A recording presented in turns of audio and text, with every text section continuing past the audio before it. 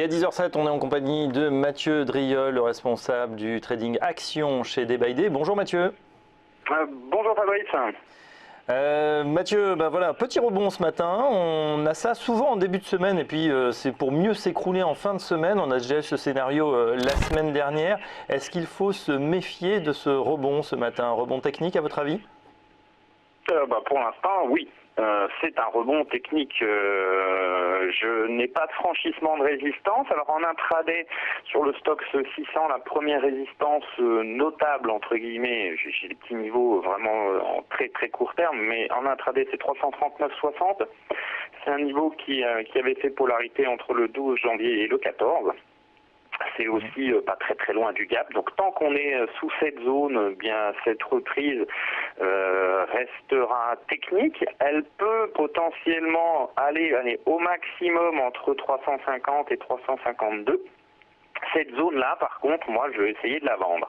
Alors, deux façons de faire. Soit on essaye de jouer, on va dire, aujourd'hui, peut-être demain, après-demain au maximum, la reprise, puisqu'il y a quand même un petit potentiel. On a, on va dire, peut-être une petite dizaine de points, 3% sur l'indice. Ça peut faire 4, 4,5, 5 sur des valeurs. Donc, soit on essaye de jouer ça, mais en considérant vraiment avec la plus grande prudence la taille de ces positions, puisqu'il s'agit d'un mouvement technique et donc que la dynamique baissière doit reprendre par la suite. Donc on est soit très attentif à ces pauses, on peut vraiment les gérer au plus près et donc se permettre de rentrer maintenant grosso modo et pour déboucler un tout petit peu plus tard, soit on s'abstient et on essaye de vendre le sommet de la reprise. Et ce sommet, on le répète, ça serait aux alentours de combien? Alors j'ai un premier niveau à 340 qui est, on va dire, le minimum pour une reprise technique.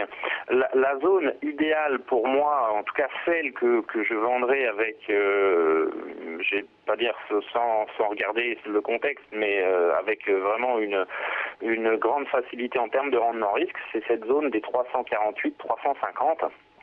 La zone du gap en fait d'accélération du 7 janvier. Cette zone-là, si on revient dessus, pour moi, c'est du pain béni pour reprendre la tendance baissière et puis pour re-rentrer dans ce marché à la baisse. 348, donc le Stoxx 600, un indice large des valeurs européennes. Si on regarde du côté du CAC, qu'est-ce que ça donne en traduction de ces points-là? Alors, sur le CAC 40. La reprise actuellement en plus 1,80, on est aux alentours de 4265. Ça serait quoi, 4400? Ça serait 4450, 4470. Donc 150 points de hausse, pareil, ça nous fait un gros 3% possible à prendre. Ça, c'est le cas, entre guillemets, le plus favorable. C'est une reprise qui se prolongera un petit peu, on va dire d'ici la fin de la semaine, qui permettrait de rejoindre ce niveau pour reprendre une position vendeuse avec un point d'entrée qui, moi, me paraît très propre. Après, est-ce que la puissance de la dynamique baissière va continuer à se manifester et va bloquer, entre guillemets, ce rebond sur un intervalle plus court? C'est toujours possible, malheureusement. Ouais, là c'est vrai que le news flow est particulièrement négatif pour l'instant, ça appuie, et puis les banques évidemment sont frileuses, les grandes banques aussi commencent à prévenir sur ce bear market. Est-ce qu'on se penche du côté des valeurs? Quelles sont celles qui ont attiré votre attention d'un point de vue graphique et technique, Mathieu? Alors je me suis concentré sur les reprises possibles, puisque les ventes, ça sera plus tard plus haut, donc comme je ne sais pas encore à quel niveau, eh bien je verrai ça, je pense, jeudi de façon un peu plus attentive. Alors il y a un titre qui me surprend par sa robustesse, c'est Alcatel-Lucent.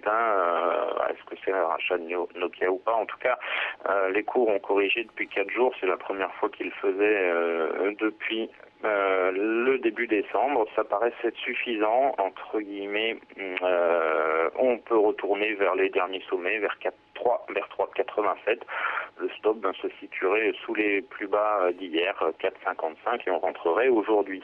Après, il faut aller regarder soit du côté des titres qui qui sont forts, soit du côté des titres qui ont beaucoup trop baissé, pour vous les reprises. Alors, les titres forts, le titre fort notamment par exemple, ce matin, déjà un gros rebond, hein, c'est Téléperformance qui avait corrigé jusqu'à 70, une ancienne zone de résistance majeure testée à de nombreuses reprises en 2015, en avril, en juillet et puis vers la fin d'année. On est revenu chercher ce niveau. J'ai une polarité, je suis donc toujours en tendance haussière à l'image de la moyenne 200, toujours ascendante. Alors, la problématique, c'est que les cours ont ouvert vraiment fort ce matin, un beau gap. Un beau gap haussier.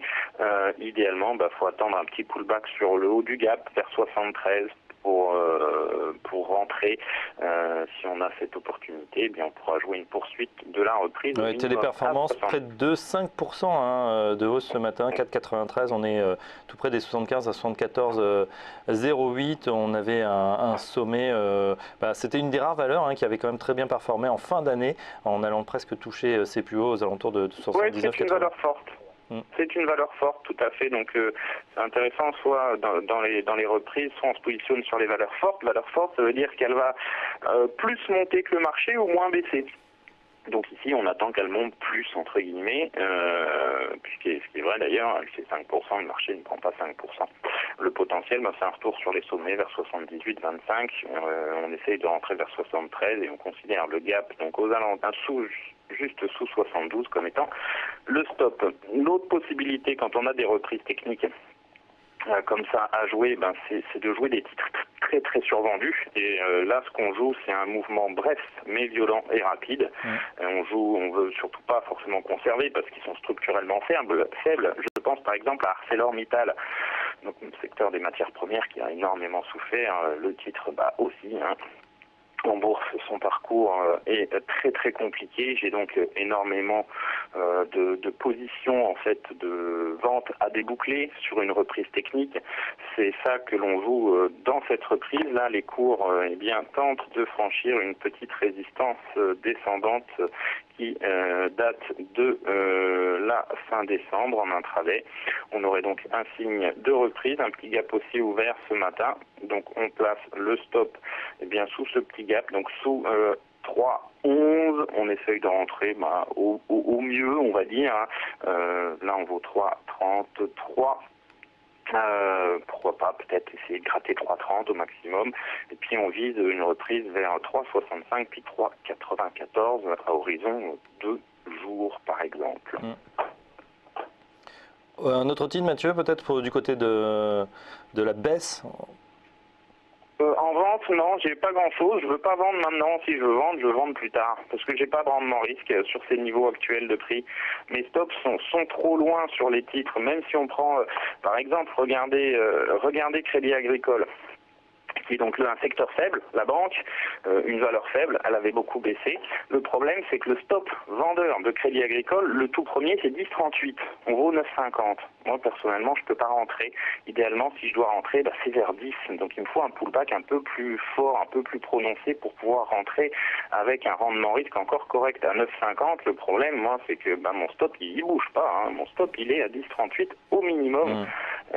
Donc, mécaniquement, à ces prix-là, très compliqué de faire quelque chose sur les titres que l'on veut vendre. Oui, et puis en plus, c'est vrai que tous les titres bancaires ont été plutôt massacrés ces temps-ci. Il est logique qu'on ait une reprise après, à savoir quelle va être la hausse, c'est compliqué. Mathieu, on aura l'occasion d'en reparler, on est au bout. Merci en tout cas pour ces analyses sur ces quelques valeurs fortes donc à jouer pour le rebond. Mathieu Driol, donc le responsable trading action chez Day by Day. Dans un instant, la suite, on va faire tout de suite un point bourse avec Aziz Ejli par téléphone. À tout de suite.